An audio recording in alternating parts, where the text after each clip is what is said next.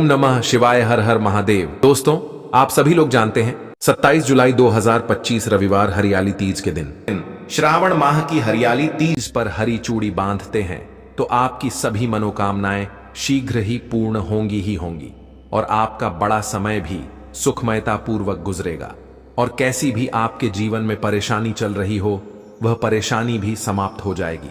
तो आइए इस वीडियो में जानते हैं सावन में हरी चूड़ी का महत्व। दोस्तों, हरा रंग सौभाग्य एवं उल्लास का प्रतीक माना जाता है जो मां को शीघ्र ही आनंदित करता है। हरा रंग प्रकृति का स्वरूप माना जाता है और माता पार्वती भी प्रकृति हैं और भोलेनाथ को पुरुष माना जाता है। दोस्तों, हरे रंग का उदाहरण कुछ इस प्रकार से है जैसे सावन में भगवान शिव जी को चढ़ाए जाने वाले बेलपत्र, धतूरा, भांग एवं धूप हरे रंग के होते हैं। प्रकृति निर्माण करने वाले भगवान भोलेनाथ हरे रंग से अति शीघ्र ही प्रसन्न होते हैं। सावन में जो महिलाएं हरे रंग की चूड़ी पहनती हैं, हरे वस्त्र धारण करती हैं, उन्हें अखंड सौभाग्य की प्राप्ति होती है।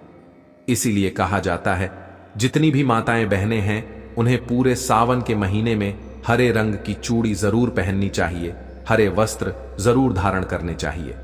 सावन के महीने में जो माताएं बहनें भगवान भोलेनाथ की पूजा करती हैं, शिव पूजा करती हैं, ऐसी माताएं बहनें हरे रंग के वस्त्र धारण करें और भूलकर भी सावन के महीने में नीले और काले वस्त्र किसी भी महिला को कभी नहीं पहनना चाहिए। ऐसा माना जाता है कि इन रंगों के वस्त्र पहनने से महिला के पति पर कष्ट आते हैं और उनके पति की आयु कम हो जाती है। तो दोस्तों, इस वृक्ष पर सावन में किसी भी समय जरूर बांधें हरी चूड़ी। दुर्भाग्य आपका सौभाग्य में बदल जाएगा। कैसी भी आपके ऊपर परेशानी हो, गरीबी हो, कष्ट हो, मृत्यु का योग हो, जीवन में जो परेशानी हो, वह सारी समस्याएं समाप्त हो जाएंगी। दोस्तों, केवल एक ही सोमवार के दिन अगर आप यह उपाय करते हैं, हरी चूड़ी इस वृक्ष पर बांधते हैं, तो आपके जन्म जन्मांतर की गरीबी मिट जाती है और शीघ्र ही मनोकामना पूर्ण होती है। तो दोस्तों, वह वृक्ष कौन सा है, आइए जानते हैं।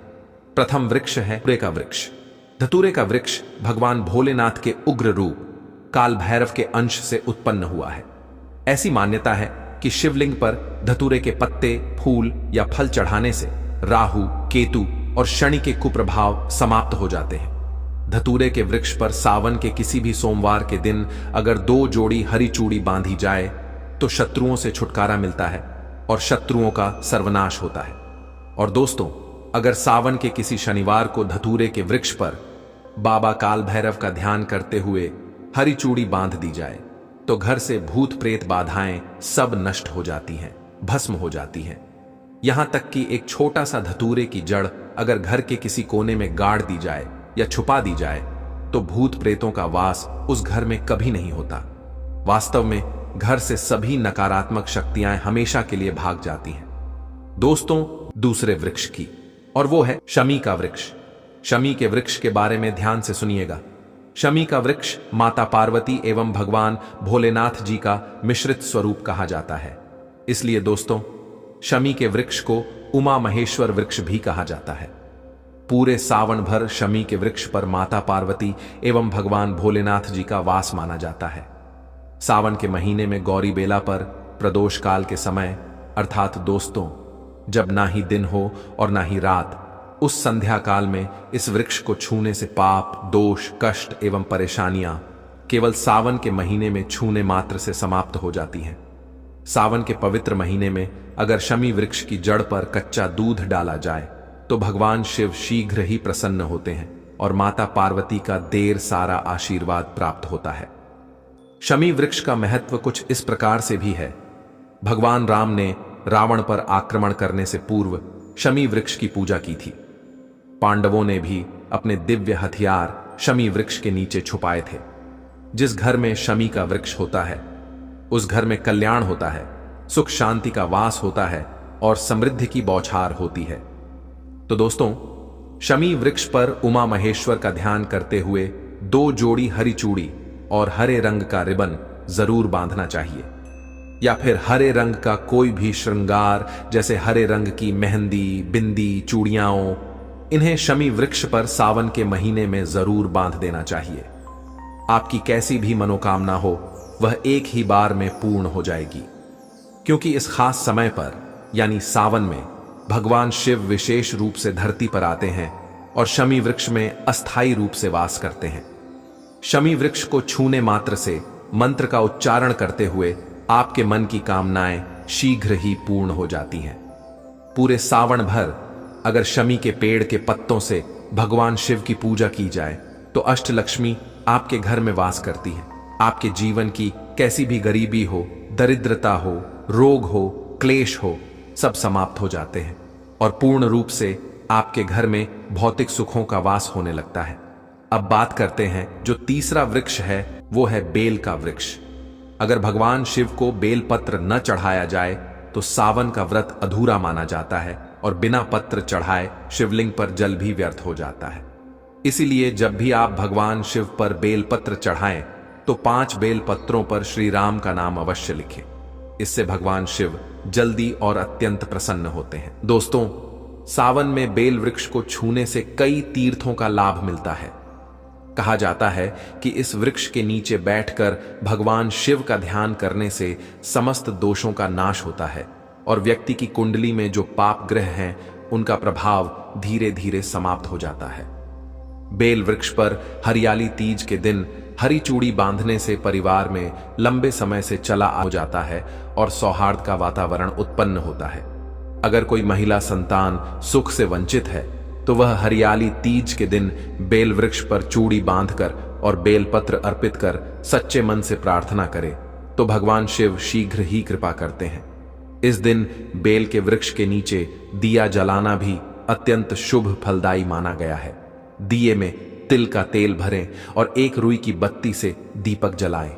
दीपक जलाते समय मन ही मन अपनी सारी इच्छाओं को भगवान शिव और माता पार्वती के चरणों में अर्पित करें और कहें, हे प्रभु, जैसे आप दोनों का मिलन इस दिन हुआ वैसे ही मेरे जीवन में भी पूर्णता आए, कृपा की वर्षा हो। अब बात करते हैं हरियाली तीज के विशेष पूजा विधि की। पंचांग के अनुसार इस वर्ष हरियाली तीज 27 जुलाई 2025 को मनाई जाएगी। यह तृतीया तिथि 26 जुलाई की रात 9:45 पर शुरू होकर 27 जुलाई को रात 8:17 तक रहेगी। उदया तिथि के अनुसार 27 जुलाई को हरियाली तीज का पर्व मनाया जाएगा। शुभ मुहूर्त की बात करें तो इस दिन सुबह 7:30 से 9:08 तक तथा दोपहर 12:25 से शाम 5:19 तक का समय पूजा के लिए अत्यंत शुभ है। इस समय में भगवान शिव और माता पार्वती की पूजा करें, साथ ही व्रत का संकल्प लें और कथा सुनें। इस दिन व्रती स्त्रियों को निर्जल व्रत रखना चाहिए। सूर्योदय से पहले उठकर स्नान कर साफ हरे रंग के वस्त्र पहने, श्रृंगार करें और अपने घर के पूजा स्थल में एक चौकी पर लाल या पीला कपड़ा बिछाकर उस पर शिव पार्वती की प्रतिमा या चित्र स्थापित करें।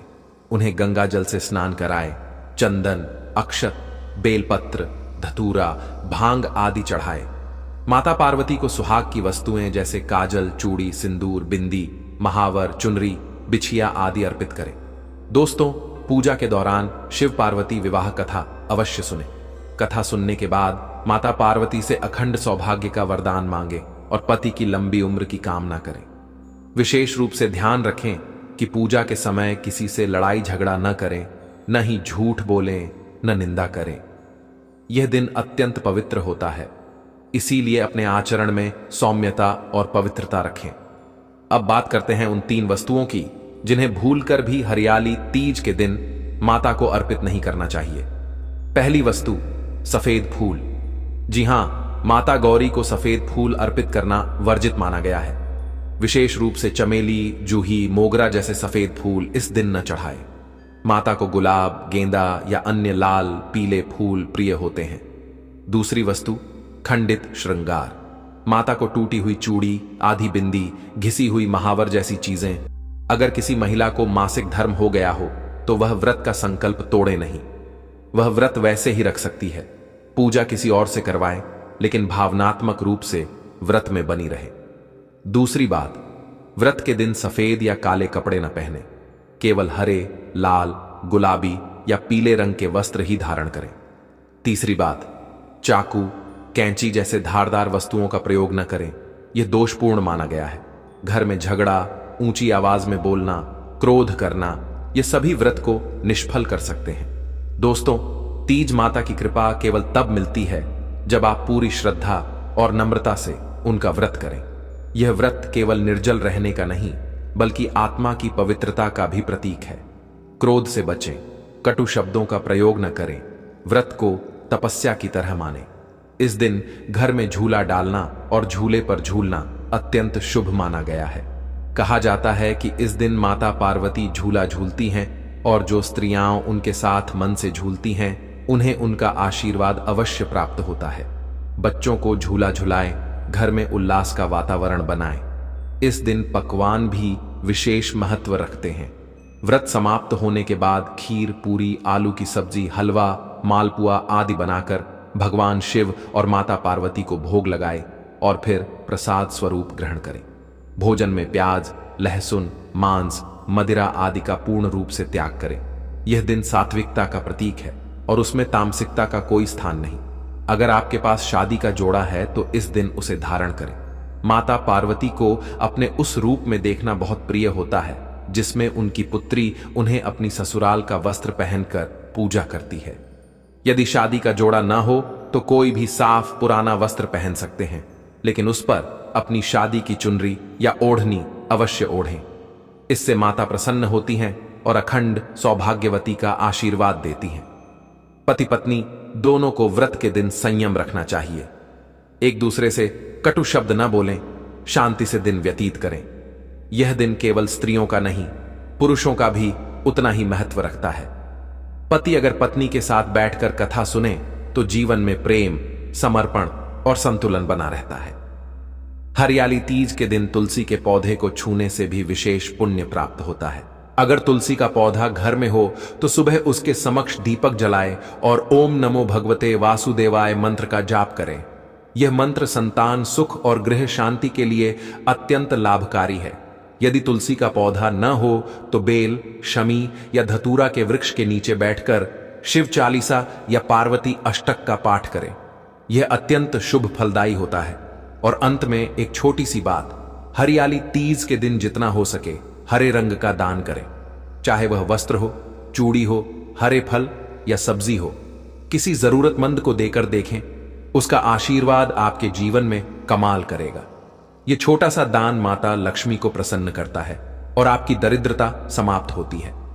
अगर संभव हो तो किसी बुजुर्ग सुहागन महिला को श्रृंगार की थाली दान करें, जिसमें चूड़ी, सिंदूर, बिंदी, कंघी, आईना, मेहंदी आदि हो। उस महिला को दुआ देते समय माता पार्वती आपके जीवन में स्थायी रूप से वास करती हैं। दोस्तों, हरियाली तीज केवल एक पर्व नहीं, बल्कि श्रद्धा, विश्वास और आत्मिक जुड़ाव का एक पवित्र माध्यम है। यह वह दिन होता है जब माता पार्वती ने वर्षों की तपस्या के बाद भगवान शिव को पति रूप में प्राप्त किया था। इस दिन का व्रत यह संदेश देता है कि सच्चा प्रेम, सच्ची आस्था और समर्पण से जो भी कामना की जाती है वह अवश्य पूर्ण होती है। इसी कारण हरियाली तीज का व्रत अखंड सौभाग्य की प्राप्ति का प्रतीक है। यह व्रत न केवल विवाहित महिलाओं के लिए है, बल्कि कुमारी कन्याएं भी इस व्रत को करके अपने लिए आदर्श जीवन साथी की कामना कर सकती हैं। कई कन्याएं इस व्रत को रखती हैं ताकि उन्हें ऐसा पति मिले जो भगवान शिव के समान गंभीर, संयमी और ज्ञानवान हो। दोस्तों, इस व्रत का पालन मन, वचन और कर्म की शुद्धता के साथ करना चाहिए। यह केवल बाहरी श्रृंगार का त्योहार नहीं, बल्कि आंतरिक सज्जा का भी पर्व है। मन में यदि कलुषता है, ईर्ष्या है, द्वेष है, तो चाहे आप कितने भी श्रृंगार कर लें, व्रत का पूर्ण फल प्राप्त नहीं होता। इसलिए व्रत के दिन सबसे पहले अपने मन को शांत करें, बुरे विचारों का त्याग करें और एक पवित्र संकल्प लें कि आज का दिन मैं पूरे संयम और श्रद्धा से माता गौरी और भगवान शिव को अर्पित करूंगी। इस दिन जितना हो सके मौन व्रत या कम बोलने का अभ्यास करें। शब्दों में संयम, भावों में माधुर्य और कर्मों में विनम्रता होनी चाहिए। अब जानते हैं कुछ और सावधानियां जो तीज व्रत में विशेष रूप से ध्यान देने योग्य हैं। सबसे पहली बात यह कि इस दिन किसी भी प्रकार का अपवित्र भोजन न करें।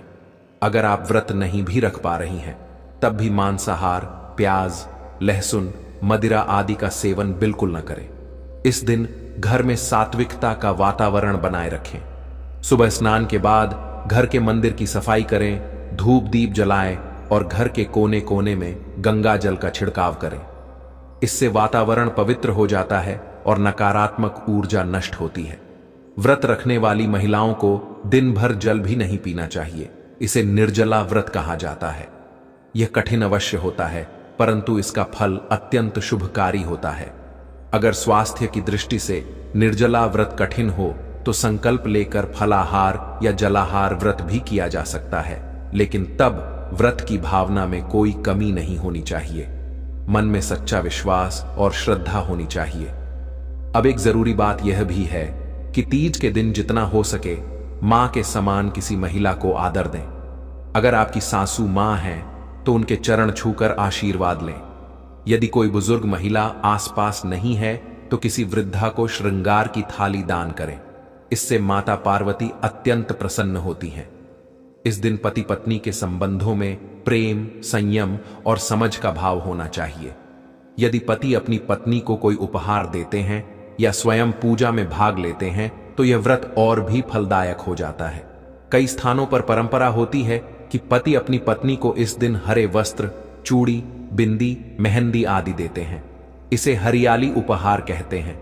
यह एक सुंदर परंपरा है जो पति पत्नी के बीच प्रेम को और भी प्रगाढ़ करती है। इस दिन बहनें अपनी सगी या सखी बहनों को हरियाली सगुन भेजती हैं, जिसमें हरी चूड़ियां, मेहंदी, मिठाई और बिंदी होती है। यह भाईचारे और स्त्री स्नेह का प्रतीक है। अगर आपके पास बहन नहीं है तो किसी जरूरतमंद महिला को यह सामग्री देकर उसके जीवन में हरियाली भरें। अब बात करें उन छोटी छोटी बातों की जो तीज व्रत के पुण्य को कई गुना बढ़ा देती हैं। पहला, व्रत के दिन तुलसी के पौधे को जल अर्पित करें। साथ ही दीपक लगाएं और ओम नमो भगवते वासुदेवाय मंत्र का जाप करें। यह मंत्र घर में वैवाहिक सुख और संतान सुख प्रदान करता है। दूसरा, बेल, शमी या धतूरे के वृक्ष पर हरी चूड़ी बांधना अत्यंत शुभ माना गया है। इन पेड़ों पर यदि संभव हो तो हरे धागे में पिरोई हुई चूड़ियां बांधें और प्रार्थना करें कि आपके जीवन से सारे संकट दूर हों।